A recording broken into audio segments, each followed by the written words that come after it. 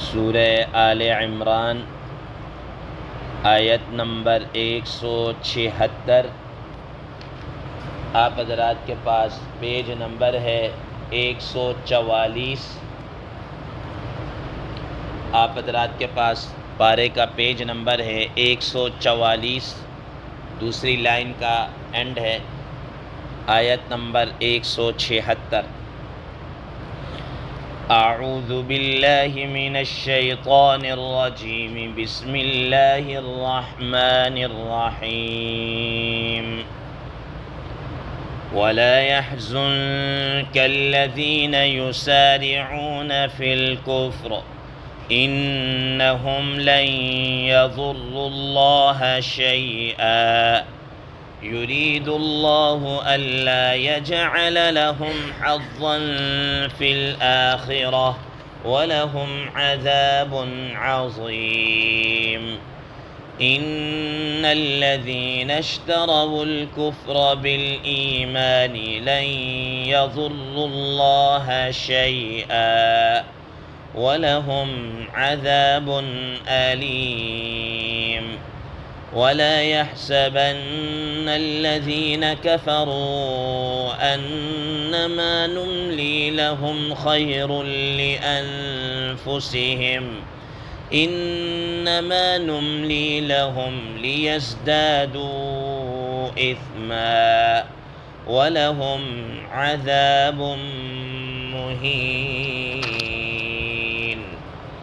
صدق الله العظيم۔ اللهم صل على محمد النبي الأمي وعلى آله وسلم تسليما كثيرا كثيرا۔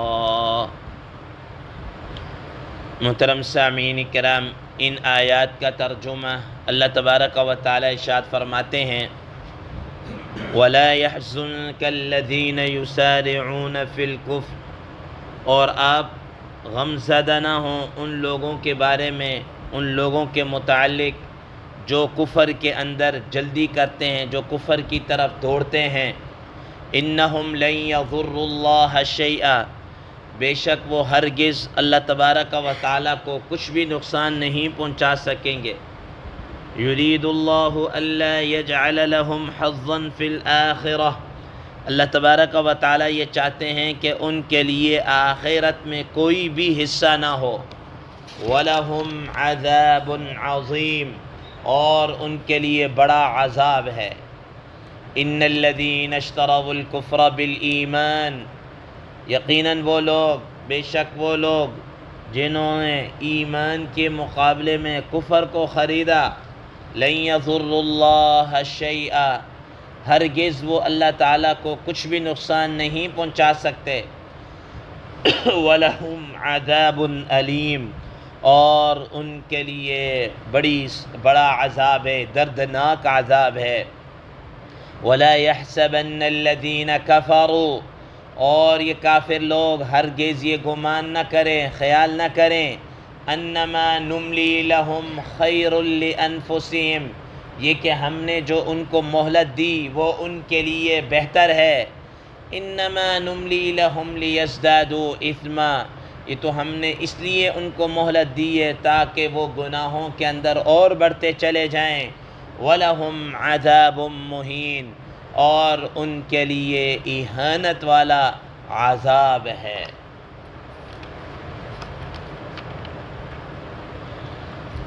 محترم سامعین کرام، ما قبل کی آیات میں جیسا کہ آپ حضرات کے علم میں ہے کہ غزوہ احد سے متعلق گفتگو چلی آ رہی، اور پھر اس میں اللہ تبارک و تعالی نے منافقین کی طرف سے جو مسلمانوں کے اوپر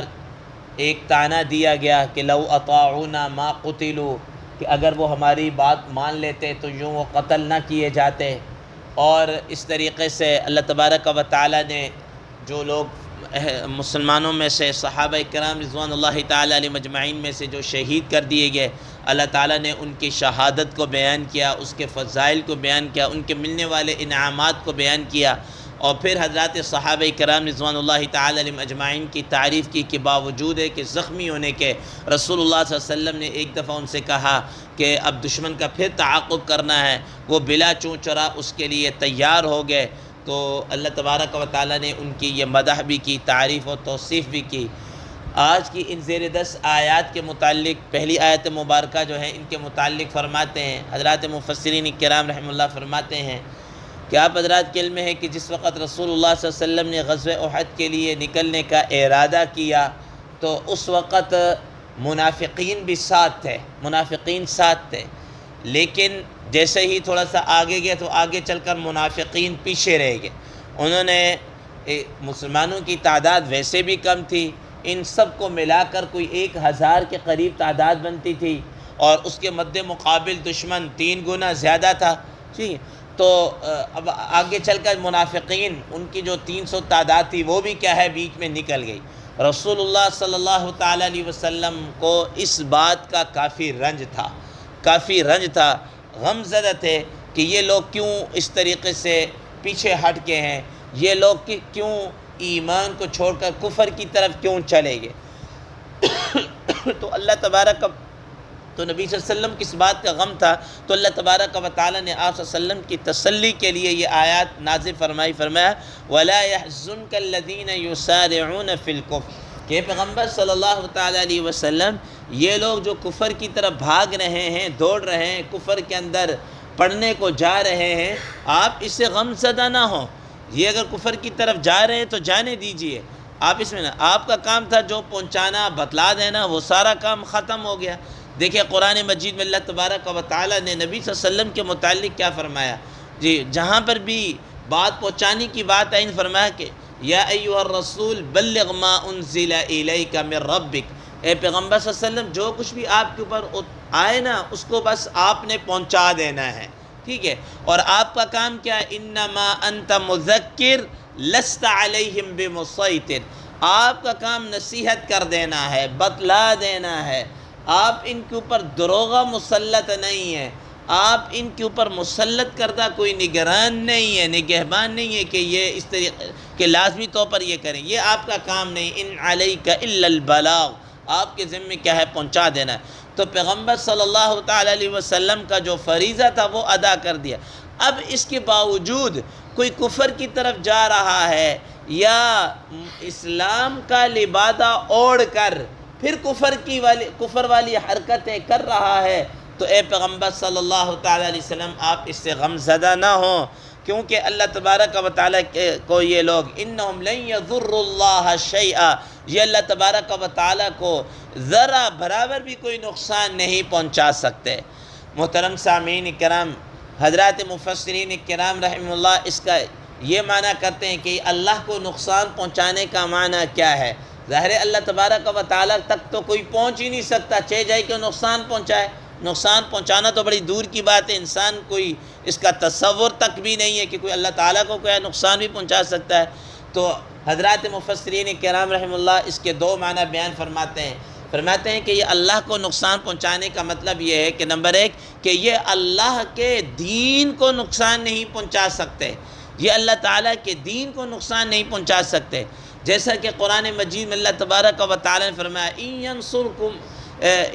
کیا کہتے ہیں کہ اگر تم اللہ تبارک و تعالیٰ کی ان تنصر اللہ ینصرکم، اگر تم اللہ تعالیٰ کی مدد کرو گے تو اللہ تمہاری بھی مدد کرے گا۔ اب یہاں پر اللہ تعالیٰ کی مدد کا کیا مطلب ہے؟ اللہ تعالیٰ کو تو کسی کی ضرورت نہیں ہے، کسی کی مدد کی ضرورت نہیں، کون ہے جو اللہ تعالیٰ کی مدد کر سکتا ہے؟ یا ہمارے اندر وہ ہمت و طاقت ہی کہاں سے ہے کہ ہم اللہ تعالیٰ کی مدد کر سکیں؟ ٹھیک، تو فرمایا کہ یہاں پر یہ جو اللہ تعالیٰ کی مدد کا مطلب ہے کہ اللہ تعالیٰ کی دین کی مدد کرنا۔ تو اسی طریقے سے جیسے یہاں پر اللہ تعالیٰ کی دین کی مدد ہے، ویسے یہاں پر انہم لن یضروا اللہ شیئا کہ اللہ تعالیٰ کو نقصان نہیں پہنچا سکتے، اس کا مطلب یہ ہے کہ وہ اللہ تعالیٰ کے دین کو رتی برابر بھی نقصان نہیں پہنچا سکتے، بالکل نقصان نہیں پہنچا سکتے۔ اور دوسرا معنی یہ ہے کہ یہ اللہ کو نقصان نہیں پہنچا سکتے، اس کا معنی یہ کہ وہ ایمان والوں کو کسی قسم کا کوئی نقصان نہیں پہنچا سکتے، ٹھیک ہے نا، ایمان والے ان سے کیا ہے محفوظ رہیں گے،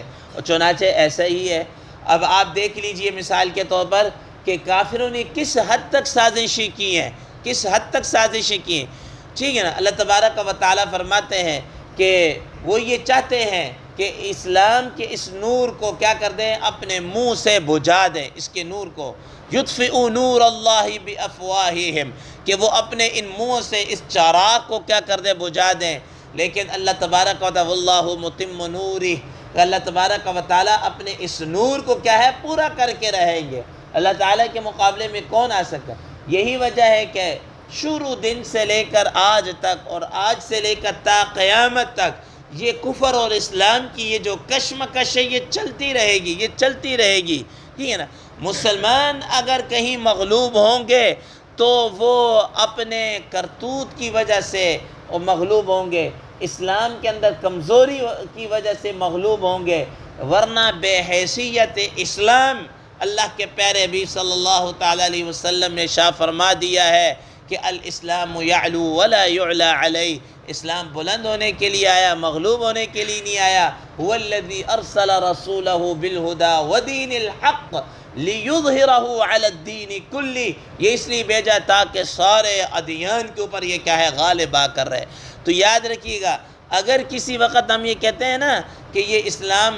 مغلوب ہو رہا ہے، وہ اسلام نہیں مغلوب ہو رہا ہوتا ہے، وہ اسلام بشکل مسلمان کیا ہے مغلوب ہو رہا ہوتا ہے، کہ ہمارے وہ اعمال، ہمارے وہ کرتوت، ہمارا کیا دھرتا اس طرح ہوتا ہے کہ وہ سارے کا سارا دھبا اسلام کے اوپر کیا ہے لگ رہا ہوتا ہے۔ بحیثیت مسلمان ہم کمزور ہو جاتے ہیں، جس کی وجہ سے اسلام ہمیں کمزور محسوس ہونا شروع ہو جاتا ہے۔ تو فرمایا انہم لن یضروا اللہ شیئا، یہ اللہ تعالیٰ کو کسی قسم کا کوئی ضرر نقصان نہیں پہنچا سکتے، یہ تو خود اپنے پاؤں کے اوپر خود کلہاڑی مار رہے ہیں، ان کو ابھی اس کا احساس نہیں ہے، لیکن آگے چل کر ان کو اس کا کیا ہوگا، احساس ہوگا، اور جب اس وقت ان کو احساس ہوگا، اس وقت سوائے پشیمانی کے اور افسوس کرنے کے کچھ چیز ان کے ہاتھ نہیں آئے گی۔ فرمایا یرید اللہ الا یجعل لهم حظا فی الآخرہ، اب اللہ تبارک و تعالیٰ کیا چاہتے ہیں؟ اللہ تبارک و تعالیٰ یہ چاہتے ہیں کہ ان کا آخرت کے اندر کوئی حصہ نہ رہے، یہ جو کچھ بھی کر رہے ہیں ان کو دنیا کے اندر ہی سب کچھ کیا ہے مل جائے، دنیا کے اندر ہی ان کو سب کچھ مل گیا، اور لیس لہم فی الآخرۃ الا النار، آخرت میں تو سوائے ان کے لیے آگ کے اور کچھ بھی نہیں ہے۔ ذالک هو الخسران المبین، اور یہ آخرت کا خسارہ تو بہت بڑا کیا ہے خسارہ۔ تو اللہ تبارک و تعالیٰ چاہتے ہیں کہ ان کا معاملہ دنیا کے اندر ہی نمٹا دیا جائے، دنیا کے اندر ہی پتہ چل جائے کہ یہ کیا ہے، کافر ہیں، یہ مسلمان ہیں، یہ پرلے درجے کے منافق ہیں، اور ان منافقین کے متعلق تو اللہ تبارک و تعالیٰ نے فرما دیا ان المنافقین فی الدرک الاسفل من النار، یہ جو منافق ہیں یہ جہنم کے سب سے نچلے درجے کے اندر ہوں گے، سب سے نچلے درجے کے اندر ہوں گے۔ تو فرمایا کہ اللہ تعالیٰ یہ چاہتے ہیں کہ ان کو دنیا کے اندر ہی سب کچھ دے دیا جائے، آخرت کے اندر سوائے ان کے عذاب کے اور کچھ بھی نہ ہو، آخرت میں ان کا کوئی حصہ نہیں۔ فرمایا وَلَهُمْ عَذَابٌ عَظِيمٌ، ان کے لیے آخرت کے اندر کیا ہے، بڑا عذاب ہے۔ آگے فرمایا ان الذین اشتروا الکفر بالایمان لن یضروا اللہ شیئا، یہ جو لوگ، یہ جو کفار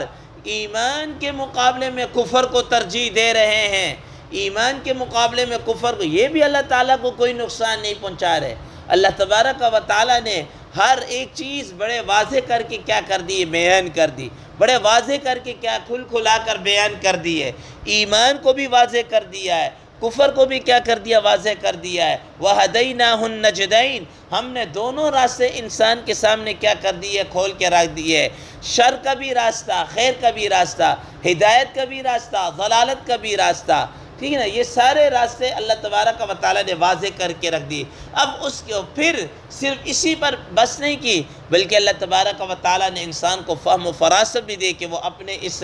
عقل سے کام لے کر درست فیصلہ کر دے۔ اللہ تبارک و تعالیٰ نے یہاں پر بھی بس نہیں کی، بلکہ اللہ تبارک و تعالیٰ نے انسان کی ہدایت کے لیے پھر کیا ہے، کتابیں بھیجیں، پھر قرآن مجید بھیجا۔ اسی پر بھی بس نہیں کی، بلکہ اس قرآن مجید کی تعلیم کے لیے اور انسانیت کی تربیت کے لیے اللہ تبارک و تعالیٰ نے حضرات انبیاء علیہ السلام کو بھی کیا کیا ہے؟ بھیجا ہے۔ یہ اتنی ساری چیزیں اللہ تعالیٰ نے انسان کی ہدایت کے لیے بھیجی۔ پھر بھی اگر کوئی آدمی ایمان کی بجائے کفر کو ترجیح دے رہا ہے تو اللہ تبارک و تعالیٰ فرمائے لن یضر اللہ شیئا، یہ اللہ تعالیٰ کو کوئی نقصان نہیں پہنچا رہا، نہ اب نہ آئندہ، یہ اپنے آپ کو خود نقصان پہنچا رہا ہے۔ وَلَهُمْ عَذَابٌ عَلِيمٌ، اور ان کے لیے کیا ہے؟ بڑا دردناک عذاب ہے۔ آگے آنے والی آیت کے متعلق انشاءاللہ کل ذکر کریں گے۔ اللہ تبارک و تعالیٰ ہمیں ان چیزوں پر عمل کرنے کی توفیق عطا فرمائے۔ وآخر دعوانا ان الحمد للہ رب العالمین۔